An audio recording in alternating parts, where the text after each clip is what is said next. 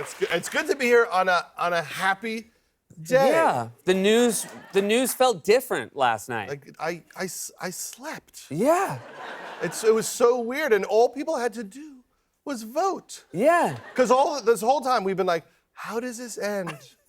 And then people just voted, and we're like, oh, then these people all just go away. Yeah, that's Like if everyone votes, it all goes away. it's really nice. Because I was hoping on the P tape. That was Yeah. my thing. I was like, is this P tape? You know, there's a rumor. We don't know if it's real. Yeah. There's a P tape. Someone's getting peed on Yeah. or peeing on, and we don't know what it is. Probably doesn't exist, but we want it to. Right. Because then it goes away. No one loses their job. Yeah. No one loses their health care. Just a little pee-pee. Yeah. Just a little pee-pee.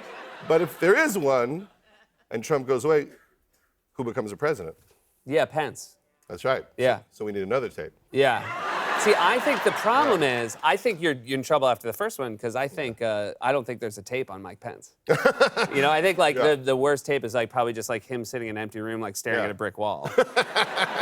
He thinks he's so sexy he can't be alone in a room with a woman. Yeah, exactly. And I always wonder, does he think like he's gonna attack her or she's gonna attack him? Yeah.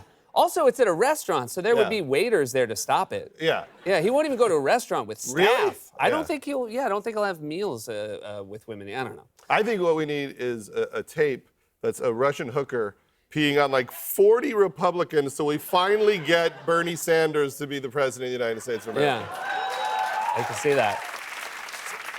It's gonna take some work. It's going to take some work and a lot of water. Yeah.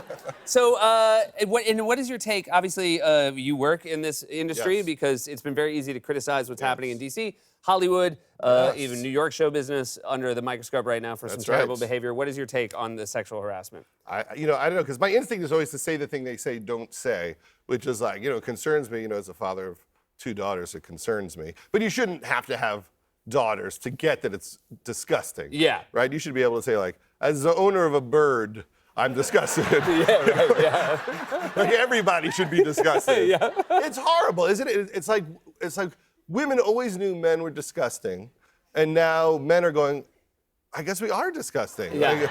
Like we didn't know how terrible that we were. And it's so easy to not be a sexual harasser. You just literally do nothing. Yeah.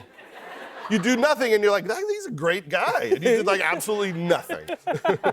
What about, the one that was so hard for me Yes. because it was somebody I had a great amount of respect for, Yes. Senator Al Franken. Yeah. But that photo was a very difficult photo to look at, that he took that picture. Yeah. I understand, his defense of it was a joke, but it certainly was a very hard thing to look at. What is your take on photos like that? Well, it's concerning because I was like, what photos have I taken in my life? Because you ever think that? Do you do like the Rolodex and you just Yeah. go like, what have I done? And so I went through all my photos. I went through 35,000 photos, honestly, and scrolled to see like what do I have like on the cloud that someone will find one day that will end me. And how many of the 35,000 were career enders?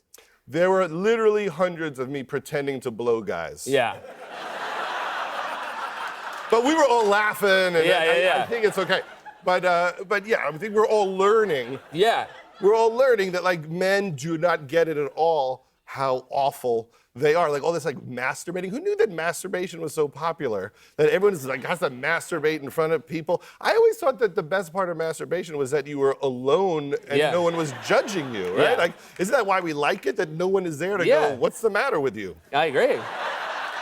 I fully agree. If you need someone there, it's also like an enormous lack of imagination. Yeah, that's the whole point. Well, I feel like Yeah. in general we all have worse imaginations than we did 30 years ago. Well, we have none. Yeah. People doing it on the phone, like doing it on the phone while the other person doesn't know that you're doing it. Let me just say this. If you hear me making a weird noise on the phone, I'm not masturbating, but 50-50 I'm pooping. Okay. 50-50. But that's time that's fine. management. That's time management. Yeah, and that's Because decent. You're hard to get on the phone, and we got Yeah, things to do. exactly. That's 2 birds with 1 stone. And that's something everyone does. There's Yeah. even a book about it, I'm pretty sure. There is? Yeah. I want to talk about your special. When you come back to stand-up, this has been Yes. years you've been away from it. When you were first starting out, you were doing it with a lot of people who became very successful at Yes. it. This is a photo of you and Jim Carrey back in the Yes. day. This is one of the photos that's not a career ender. That Yeah. is a terrifying Jim Carrey. This is why I stopped doing stand-up comedy as a young man, because I clearly didn't have the energy and focus that Jim had. Yeah. Like, look at the photo. This is him between shows. Yeah. This is his everyday energy. Look at me, I'm hugging the pillow, just terrified. You're like, you used it between shows to sleep. That was your plan. Yeah. You've obviously been a long lover of stand-up and a long supporter of people who are starting out, younger comedians. Pete Holmes, his show Crashing, Yes. he's been doing it a long time now, but this is a show about when he was first starting out. Yes, it's based on his life a little bit, fictionalized, and it's on HBO. We have our second season coming back January 14th, and it's about this religious man who wants to be a comedian in the dirty cesspool that is New York. We have a clip from season 2, right? This is a clip.